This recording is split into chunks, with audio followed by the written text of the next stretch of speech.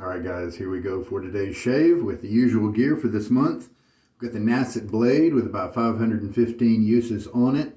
We're going to put it in this razor that is the Timeless brand open comb stainless steel 68 gap.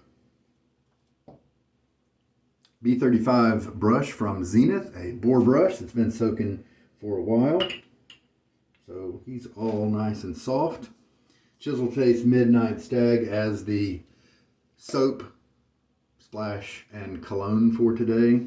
It is in its ring of death last stages, but it just doesn't take very much loading because of this wet brush that I'm coming at it with, and that moisture stays in the soap.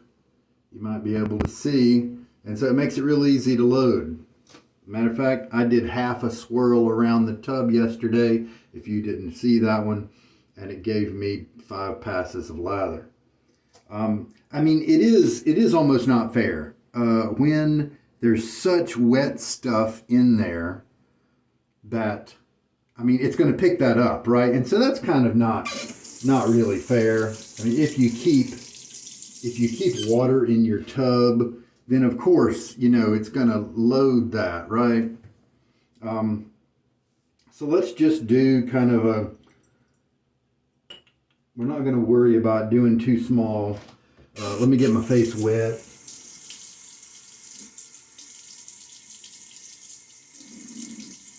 I was going to do maybe a quarter of a trip around the tub, you know, but honestly, because of that wetness right there, it's almost of course that's going to get you enough. But I mean, why don't we just do that anyway? So I'm going to get rid of some of the water. It's not fully dripping anymore. Okay, and I'm just going to do a little press down. Let's just try that into kind of a wet area. We'll see what happens.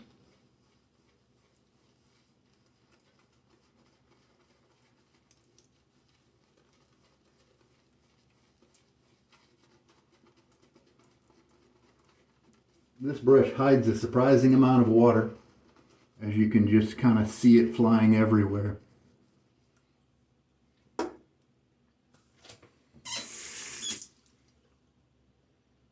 Now the press down, it kind of gouged the soap a little bit.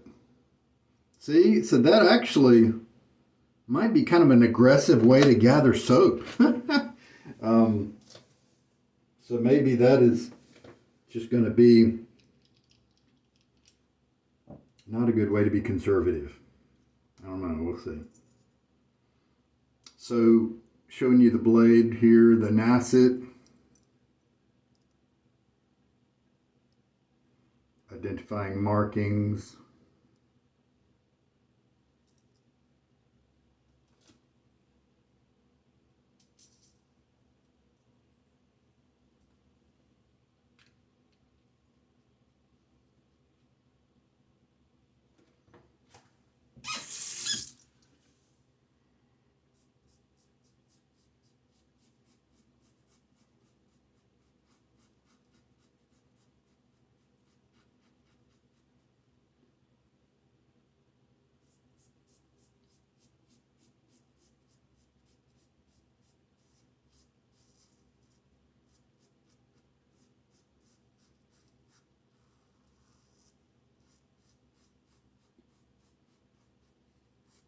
With this blade being as old as it is, not focused on snipping all the hairs, just kind of a first run through it, catch some of them.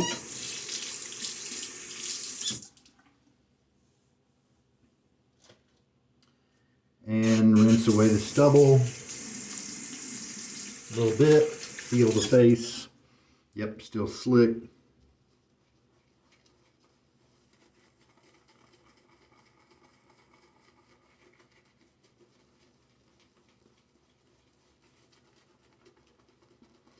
Lather is starting to mature. Now this base here, this Chiseled Face OG base. It's a tallow soap, but it's not like the tallow soaps of today that really offer a creamy while wet type experience. So I am interested in playing around with some of those soaps with this method. I've done it a little.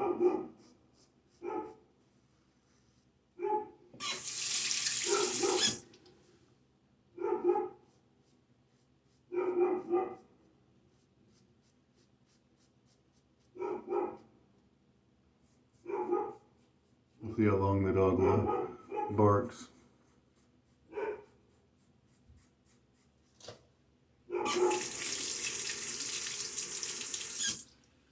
That's the second pass. Get face wet.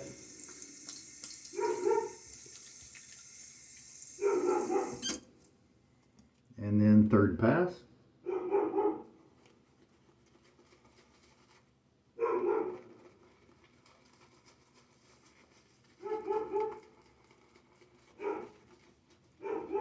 It's starting to get a little bit more firm. So I brought up this base because it's creamy when it's a little too dry for me. That's just the way it is with this one. I have to have it kind of wet looking. And then it loses its kind of creaminess and luxury feel. So this is not one that I turn to when I feel like I want to have that luxurious experience. They address that a little bit with the silk tallow version. And but man, you have to use so much product with that version. It is just crazy.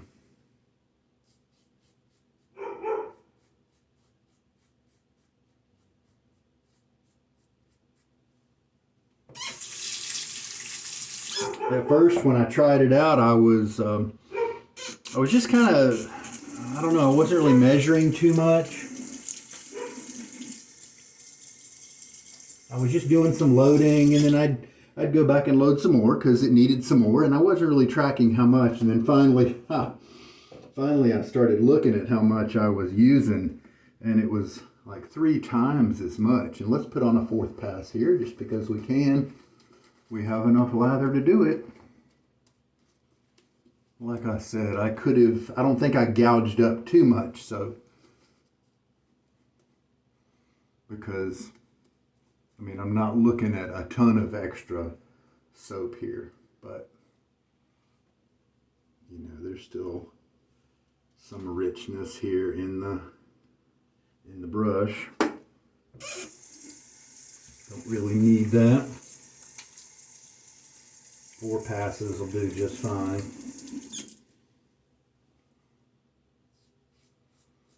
And we're just cleaning up, fine-tuning a few of the hairs that might not have been cut already. So even when this lather gets to the 3rd and 4th passes, it's not as luxurious looking. Now the stuff you pull from the brush, you know, it does look that way, and so it makes me think, I don't know, maybe it's a combo. Maybe that stuff from the brush is not really homogeneous. And I think this might be accurate. Part of it is very wet, you know, and then part of it's very creamy, and then when you kind of bring it out of the brush, it kind of looks both. It looks like it's really creamy, which may be a little bit more dry than I might like it with this base, but then it's got some of the wet stuff near it, and so it looks wet. I don't know. I don't know why. It seems to be different. Get a good rinse now. So that shave didn't really take very long, that's for sure. And I have already rinsed out, I think. Let's do it again just in case. The blade there. And then before I put on the splash, I like to go ahead and rinse out my brush. What I do is I pour water into the bowl, and then while it's got water in it, I'll kind of mix it around, and then I tilt it, and then that excess water can flow out, and the dirty water kind of flows out, the sudsy water, and then you just keep going until it's clear. And then I'll speed it up every once in a while, you know, by dumping it out. You know, I want to try something different. I have my brush there down in a bowl, and then I've got the water kind of spilling out of it as the sink pours in. I can reach down and kind of fluff the brush a little bit, get some water circulating, and then while I'm doing other things, the water is clearing away the brush, is the idea. Now I don't want to be wasteful of water, so I don't want to let it go for too long. But I can take care of my business of putting my splash on, and it always takes me a minute or two to rinse my brush out at the end of the shave. A little bit of stinging, but that's kind of usual for this. Fluff my brush a few times, but yeah, that water's running pretty clear, so I think we're probably good to go. Here's the Midnight Stag Splash cologne.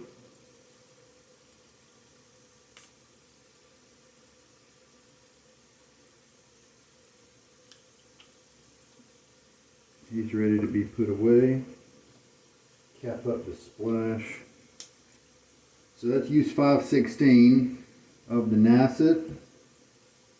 And yeah, the brush, that might be a pretty good method. You could mitigate your water usage here by slowing down the trickle if you wanted, and because if you did have extra things at the end of your shave, then why not let the water kind of automatically be cleaning out your brush? You could even get a cup that was the right size to allow it to overflow with the right amount or something like that. So how about that? I'm going to strap it on a towel and give it a little bit of a blow dry. Now I'm going to do the blow dry right now actually. Let's cap up the soap. I could just leave it open all day and then that excess water that you kind of see floating around would go away. It doesn't have tons of scent left because, you know, there's so much soap gone. And so I actually think I will leave it open because I normally close up the soap at the end of the shave because I value the scent strength. And so I want to close it up and preserve that. People who value the non-mold characteristics of their soap treatment, they will leave it open until the next shave or 24 hours or something like that. And I guess conceivably, if they're using the same soap over and over, just leave it open all the time. And that way the soap will dry and it helps the mold not to grow. But in fact, soap itself is a very inhospitable place for mold to grow. And so I have always capped mine up after the shave. And now I may change, if I were to do this type of lather with a really wet brush a lot, then I might change my mind about that because that's an awful lot of water. And I might actually start leaving my soaps open or vented somehow more than usual. But my usual practice is that I load with a lightly wet brush, and it's transferred very nicely to me being able to cap the soap up at the end of the shave, and it'll last. I mean, I've had no problems with mold for years and years, so should be fine. However, this is such a wet method, and in this case, I kind of want to get rid of some of this water.